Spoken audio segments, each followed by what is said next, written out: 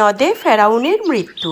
তখন মিশরে হজরত মূসা আলাইহিস সালামের বংশাবলী ও উম্মতের সংখ্যা ছিল নারী ও শিশু ছাড়া প্রায় 6 লক্ষ। এদের নিয়ে হজরত মূসা আলাইহিস সালাম সর্বদাই বিব্রত থাকতেন। এদের উপর ফেরাউন কঠিন জুলুম চালিয়ে দিল, যাতে তাদের স্বাভাবিক জীবনযাপন অত্যন্ত দুঃসহ হয়ে পড়ে। তখন হজরত মূসা আলাইহিস সালাম বনি ইসরায়েলদের কষ্ট সহ্য করতে পারলেন না। তিনি একদা আল্লাহ তাআলার দরবারে হাত তুলে দেশ ত্যাগের অনুমতি প্রার্থনা করলেন। আল্লাহ তাআলা নবীর দোয়া কবুল করলেন এবং তাকে ওহী প্রেরণ করে বললেন, হে মূসা, তুমি রাতের অন্ধকারে বনি ইসরায়েলদের নিয়ে নীল নদের তীরে চলে যাও, যেন ফেরাউন ও তাদের দলবল তোমাদের টের না পায়। তোমাকে আমি নীল নদ পারাপারের ব্যবস্থা করে দিব এবং ফেরাউনকে নীল নদে ডুবিয়ে মারব। হজরত মূসা আলাইহিস সালাম আল্লাহ তাআলার ওহী পাওয়া মাত্র নিশ্চিন্ত হলেন এবং গোপনে বনি ইসরায়েলদের মধ্যে থেকে ঈমানদার ও বিশ্বস্ত ব্যক্তিবর্গকে দেশ ত্যাগের সঠিক সময় জানিয়ে দিলেন। সকলেই আল্লাহর দরবারে শুকরিয়া আদায় করে নিজ নিজ প্রস্তুতি গ্রহণ করলেন। হজরত মূসা আলাইহিস সালাম আর কিছুটা বুদ্ধি খাটিয়ে ফেরাউনকে বোকা বানালেন। হজরত মূসা আলাইহিস সালাম পরের দিন বনি ইসরায়েলদের একটি দল নিয়ে ফেরাউনের দরবারে গেলেন এবং বললেন, এরা সম্পূর্ণ নিরাশ্রয় হয়ে পড়েছে, এদের আপনি কিছু সাহায্য করুন। ফেরাউন এই দৃশ্য দেখে খুবই খুশি হলো, কারণ বনি ইসরায়েলের লোকেরা তার নিকট কোনো দিন সাহায্য চাইতে আসেনি। তাই এবার যখন তারা সাহায্য প্রার্থনা করতে এসেছে, তখন তারা ফেরাউনের দলভুক্ত হওয়ার নিয়তেই বোধহয় এই পথ ধরেছে।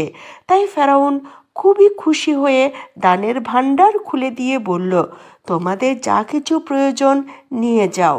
আমি অনেক পূর্বে তোমাদের জন্য জামা কাপড়, খাদ্য, টাকা পয়সা এ ভাণ্ডারে জমা করে রেখেছি।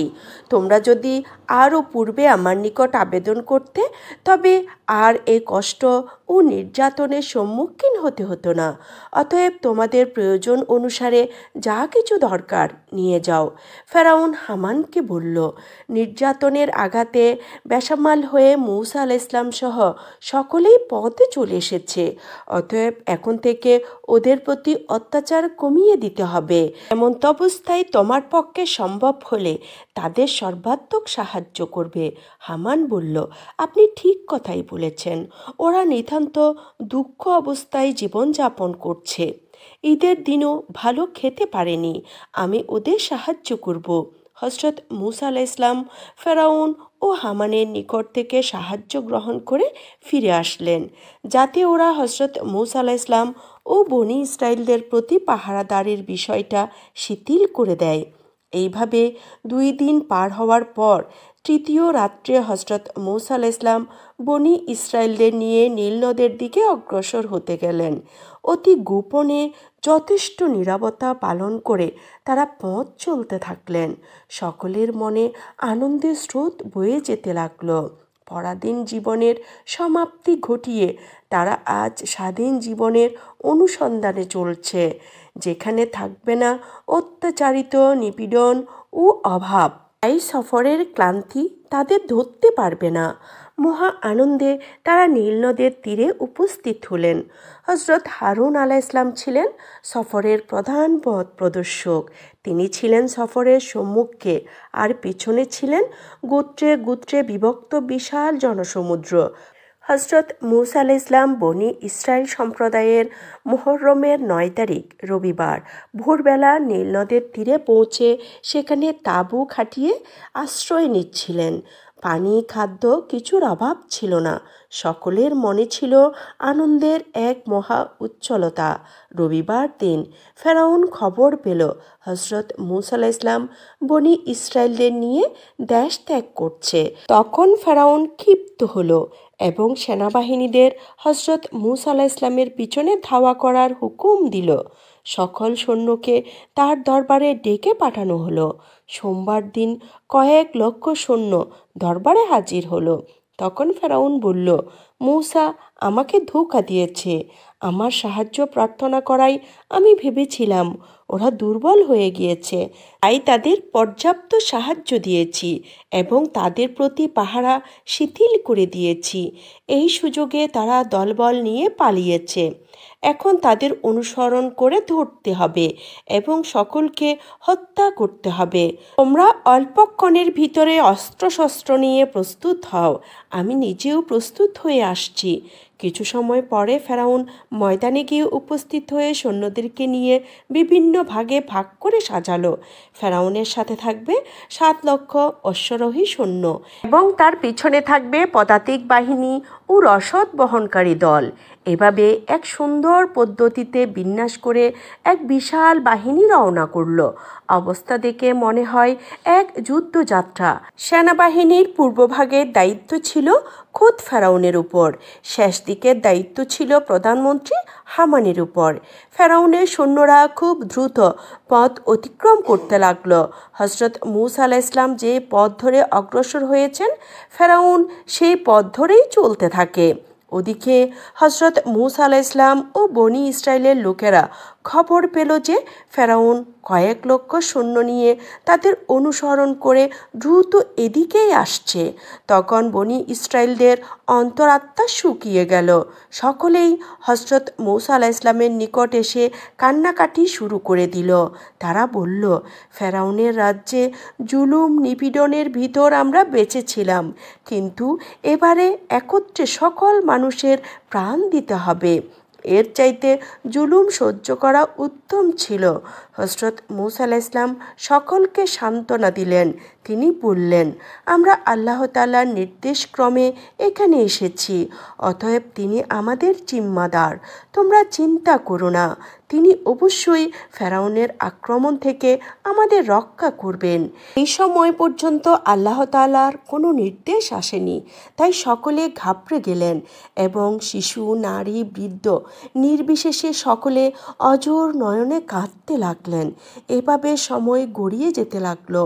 এক সময় ধুধু ময়দানের অপর প্রান্তে তাকিয়ে দেখলেন ফেরাউনের সৈন্যরা কাল মেঘের ন্যায় সারিবদ্ধভাবে এগিয়ে আসছে। তখন তাদের অবস্থা কী হতে পারে বলার অপেক্ষা রাখে না। সকলে বাকশক্তি পর্যন্ত হারিয়ে ফেলল। হজরত মূসা আলাইহিস সালাম বনি ইসরায়েলদেরকে বললেন, তোমরা সকলে অজু করে নাও, অতঃপর 2 রাকাত নামাজ আদায় করো। সকলেই মৃত্যুর প্রস্তুতি মনে করে অজু করে নিল এবং নামাজ আদায় করল। ফেরাউনের সৈন্যরা তখন সম্মুখে এসে গেছে, তাদের পরিষ্কার দেখা যাচ্ছিল। এমন সময় আল্লাহ তাআলা হজরত মূসা আলাইহিস সালামকে আদেশ দিলেন, হে মূসা, তোমার হাতের লাঠি নীল নদের উপর আঘাত করো এবং নদী বক্ষে যে রাস্তা দেখা যাবে সেই রাস্তা দিয়ে বনি ইসরায়েলদের নিয়ে অগ্রসর হও। হজরত মূসা আলাইহিস সালাম তখন নিজের লাঠি দিয়ে পানির উপর আঘাত করে। অমনি পানি ভাগ হয়ে 12টি প্রশস্ত রাস্তা তৈরি হয়ে গেল। হজরত মূসা আলাইহিস সালাম বনি ইসরায়েলের 12টি গোত্রকে নিয়ে ওই রাস্তা দিয়ে সম্মুখে অগ্রসর হতে আদেশ দিলেন। বনি ইসরায়েলগণ আদেশ পাওয়া মাত্র পথ অতিক্রম করতে লাগলেন। নীল নদের মধ্যকার রাস্তা অতিক্রমকালে বনি ইসরায়েল অনুভব করছিল সে রাস্তা যেন সম্মুখ দিকে নিজ গতিতে এগিয়ে চলছে। এভাবে স্বাভাবিক পথ চলার চাইতে 10 গুণ দূরত্ব পথ অতিক্রম করছিল। এমত অবস্থায় অতি অল্প সময়ের মধ্যে বনি ইসরায়েল সকল মানুষ নদীর অপর তীরে পৌঁছে গেল। এমন সময় ফেরাউনের সৈন্যরা নদী বক্ষের 12টি উন্মুক্ত রাস্তা দেখে অনেক খুশি হলো এবং এটা হজরত মূসা আলাইহিস সালামের জাদুক্রিয়ার ফল মনে করে তারা একসঙ্গে 12টি রাস্তার পথ ধরে চলতে শুরু করলো।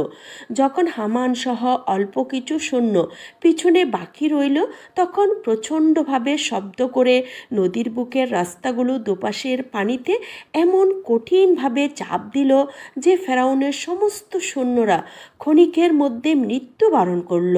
রাস্তার পানিতে যে ভীষণ চাপ ছিল তাতে ফেরাউনের সৈন্যদের এবং ঘোড়াগুলোর পাঁজর হাড়গুলো গুড়িয়ে একত্রিত হয়ে গিয়েছিল। দেখে মনে হচ্ছিল মানুষ ও পশুগুলোর উপর দিয়ে রোলার চালানো হয়েছে। ক্ষণিকের মধ্যে ফেরাউন ও তার কয়েক লক্ষ সৈন্য মর্মান্তিকভাবে নিহত হলো। হজরত মূসা আলাইহিস সালাম পাহাড়ের এক চূড়ায় উঠে এই দৃশ্য দেখলেন এবং আল্লাহর দরবারে শুকরিয়া আদায় করে বনি ইসরায়েলের লোকজনদেরকে ডেকে বললেন, আল্লাহ তাআলা ফেরাউন ও তার সৈন্যদের ধ্বংস করে দিয়েছে। সকলে তখন একসাথে বলে উঠলেন, আলহামদুলিল্লাহ, আলহামদুলিল্লাহ। বনি ইসরায়েলরা আনন্দিত হলো এবং হজরত মূসা আলাইহিস সালামের নিকট ফেরাউনের লাশ দেখার জন্য আবেদন করল। হজরত মূসা আলাইহিস সালাম তখন আল্লাহর দরবারে লাশ দেখার জন্য আবেদন জানালেন। আল্লাহ তাআলা নীল নদের পানি বাড়িয়ে দিলেন এবং সমস্ত সৈন্যদের লাশগুলো লোহিত সাগরে ভাসিয়ে দিল। শুধুমাত্র ফেরাউনের লাশটি ভাসতে ভাসতে বনি ইসরায়েলদের অবস্থানরত পাহাড়ের নিকট এসে থামল। বনি ইসরায়েলের সকল মানুষ তার লাশ দেখল এবং আল্লাহর নিকট শুকরিয়া আদায় করল। এ সঙ্গে আল্লাহ তাআলা জানিয়ে দিলেন, ফেরাউনের লাশকে তিনি মানুষের দর্শনের জন্য কিয়ামত পর্যন্ত অবিকৃত অবস্থায় রাখবেন। আল্লাহ তাআলার এ ঘোষণার সত্যতা পৃথিবীব্যাপী স্বীকৃত। ফেরাউনের লাশ অদ্যাবধি মিশরের জাদুঘরে রক্ষিত আছে। পৃথিবীর বিভিন্ন দেশের মানুষ গিয়ে ইহা দর্শন করে থাকেন। তার সম্মুখে দুটো দাঁত নাকি নষ্ট হয়েছে, বাকি সমস্ত শরীর ও অঙ্গ প্রত্যঙ্গ সম্পূর্ণ ঠিক আছে।